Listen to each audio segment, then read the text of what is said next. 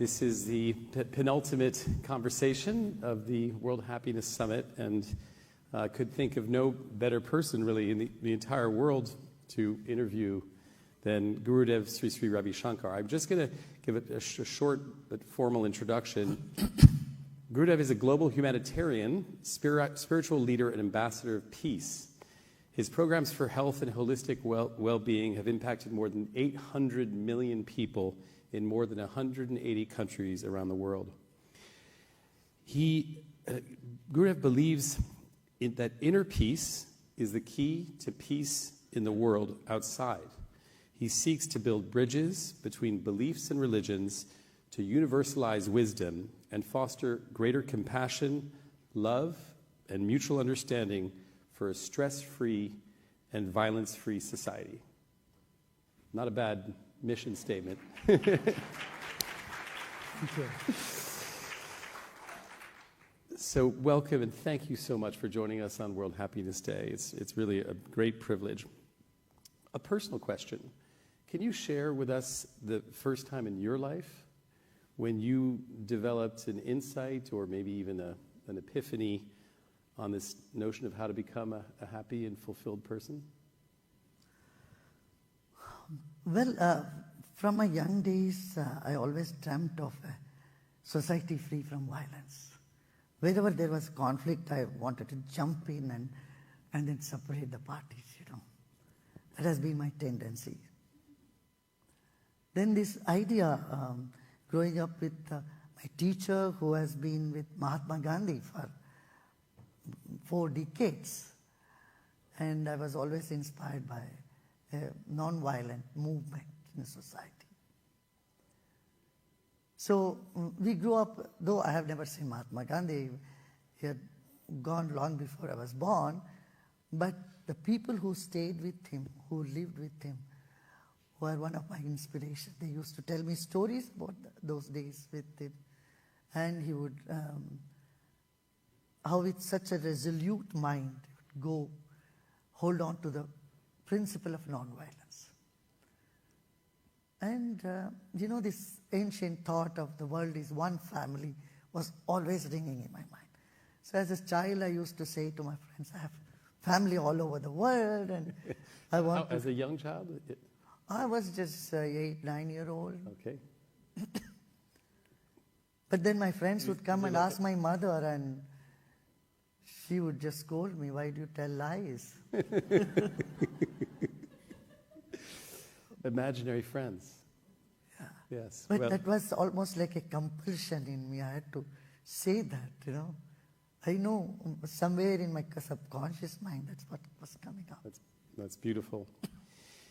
So you once said that, as preparing for this interview, I was looking at some of your past comments, and you once said, ask me the questions that Google can't answer. And so I Googled, how can I be happy? And Google gave me 6 answers. Practice gratitude, engage in regular exercise, prioritize sleep, practice mindfulness, cultivate relationships, and set reasonable goals. So how would you answer it if Google said that? De-stress yourself. Stress is the main cause of unhappiness. You can't say, I'm happy and I'm so stressed. They can't coexist. You see? And if you're not stressed, nothing can make you unhappy. So this is the notion of inner peace. Absolutely. Being the sort of the key to happiness. Yeah. Like beauty is an inner experience. Joy is an experience from inside. It's a state of your mind. Same is happiness.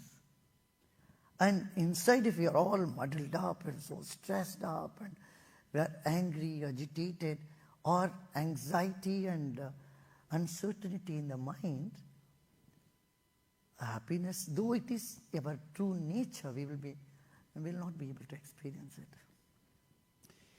So this morning Gallup announced that Finland and a few of the other Nordic countries. Iceland had been named the happiest countries in the world. You travel all around the world. Does the data sync up with your experience? Are you surprised that the Scandinavian countries keep on winning? As far as Scandinavian countries, yes, my experience is, yes, they are happier because they have very little thing to worry about themselves. They worry about the whole world. They worry about the environment. They worry about the other nations in the world. That's something I can vouch for. Interesting. And since you also have so much experience working with government leaders and civic leaders, do you think it's possible for individuals, leaders, governments to actually design and build large-scale communities of happy people, or even design and build happy countries? Yeah, I think that should be one of their agenda. Not just giving shelter and food to people, but see that people are happy. In this happiness index, though I don't agree with India, that's my the India's ranking, because I have traveled length and breadth of India. So it's not bad as it is in the conflict regions of Ukraine or Israel or even Mexico. Afghanistan is the lowest on the list. And also Pakistan, for example. So India is doing much better. There is so much more caring, and every home, when people start to de-stress themselves, learn to meditate or share a meal together, it makes a big difference. And you can find this in many poorer countries. Poverty is not actually related to unhappiness, nor happiness related to richness. I've seen this around the world, believe me. I've seen the poorest colonies. There is so much more compassion among people and togetherness. They jump out to help each other. There is more community feeling in the slums than in urban areas. So I would say we must look into these parameters where we see happiness as an inner state rather than just what they are surrounded with.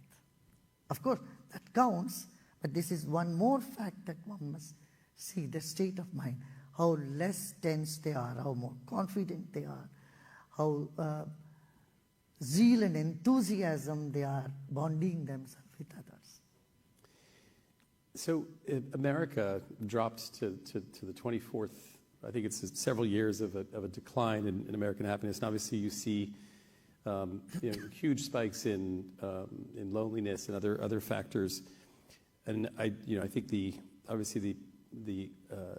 political environment is more divided in this country than it's been in a very long time. It's sort of the red and the blue states. Can some of your ideas on de-stressing and communication address some of these problems around polarization and division in America? What's your advice to America? I'm more concerned about the youth of America. There is less and less social interaction. And you see the two extremes among the youth here. Either they are very aggressive. Violence has skyrocketed in many cities, like Chicago or Los Angeles and other places. I mean, mindless violence. On the other hand, suicidal tendency and depression has increased. So the only way to get rid of these two extreme behavior, I feel, is to give them the wellness program. Teach them how to handle their emotions. Neither at school nor at home, we learn something, any technique that can help us to actualize ourselves. This is where we have started the Sky for campus programs in universities around US. Today we are in 145 universities. And Sky is a meditation program. Meditation, breathing, and many other small techniques by which they can regulate their emotions. So, I mean, if we were, if you could leave one idea or one practice or recommendation to everyone in this room to de-stress, what would it be? Don't take happiness too seriously. I heard you in the green room saying you're happy about happiness. There was a talk on happiness, and someone kept talking for 2 hours, and everybody became so unhappy. I don't want to be in that category. Well, good. Well, listen, Gurudev, thank you so much for having this conversation. And now we have the real privilege of closing the World Happiness Summit with a guided meditation led by Gurudev. So I will exit stage right, but first, please join me in thanking Gurudev for this wonderful conversation. Thank you. Thank you. You can be here. You can be here. Huh? Okay. We'll do it together. Come. Okay.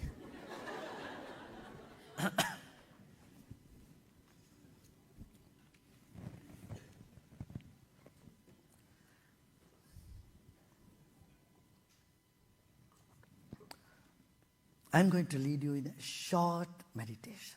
This will be short. We all breathe, right? Otherwise you won't be here.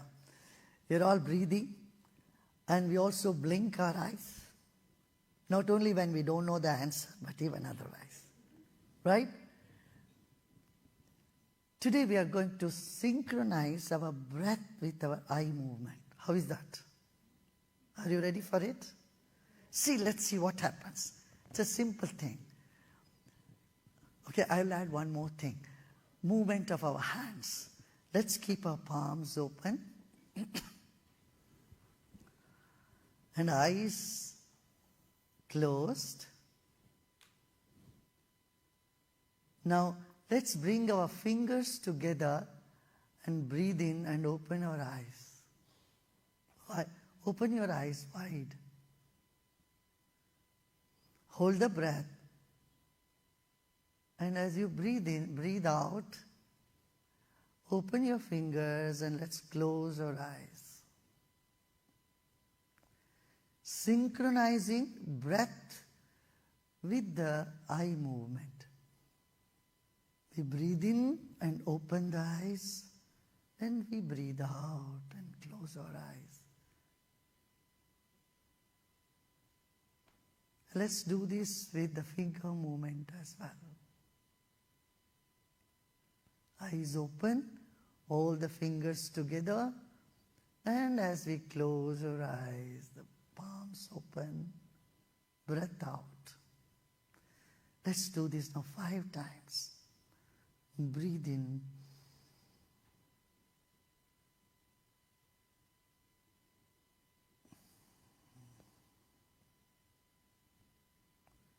Breathe out.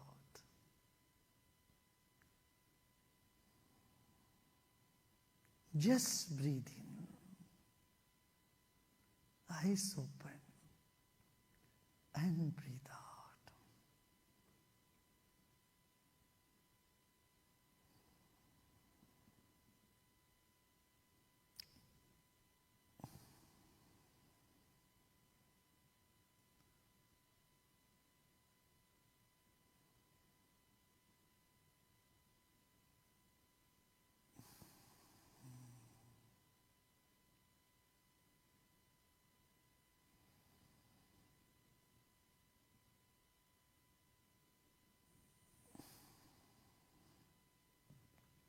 Now let's sit back and relax.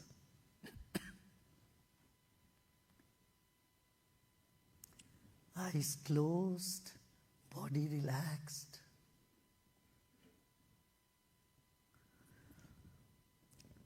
Become aware of the weight of your body. Whatever that is, don't have to be shy about it. 80, 90, 100 kilos, 200 pounds, 250 pounds, whatever it is. Just become aware of the weight of your body.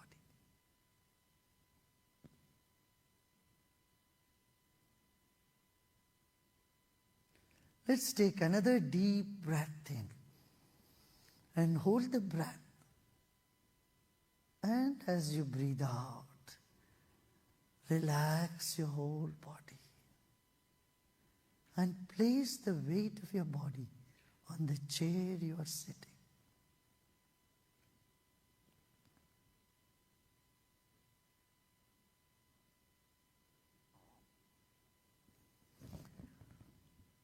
Let's remember our age as well. When we came into this planet, we weighed only 3 kilos or 5 pounds, 6 pounds. And today we weigh 80 kilos or 200, 300 pounds.